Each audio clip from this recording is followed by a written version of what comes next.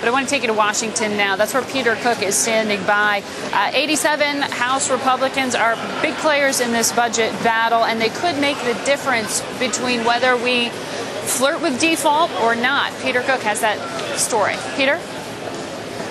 Well, Margaret, rarely has a freshman class had this kind of impact on a policy debate, but it's really hard to overstate how much impact these guys are having right now on the debt ceiling discussions. This Tea Party-backed group, many of them backed by the Tea Party, they've urged John Boehner not to cave at this point, to push for the toughest debt ceiling deal he can get, for the steepest spending cuts possible, even if it risks the possibility of default and the economic consequences to come. I spoke with Oklahoma freshman James Lankford yesterday about the standoff, how far he's willing to go. His calls from constituents, they're divided right now. He's got a lot of folks calling him, telling him not to increase the debt ceiling at all. He's got others urging him not to risk the possibility of another recession. He told me that House Speaker John Boehner, in his view, has handled things very well so far. But at the end of the day, Lankford is not yet convinced he's going to be able to back whatever deal comes out of the White House talks.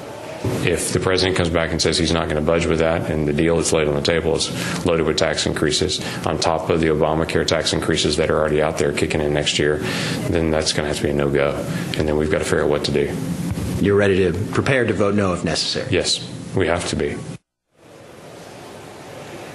So why is Lankford's vote so important, the vote of all these House Republican freshmen? Well, Boehner can only lose so many of these freshmen without some fear that he may lose his job. Ultimately, you got to remember there are only 240 Republicans in the House right now, 192 Democrats plus 3 vacancies. Any final deal needs 218 votes, but if Boehner doesn't deliver a majority of his own members, his time as Speaker, again, could be called into question. The 87 freshmen here, Margaret, a critical constituency for John Boehner to cultivate. Ultimately, he wants to have them backing any final deal, and he's not there yet.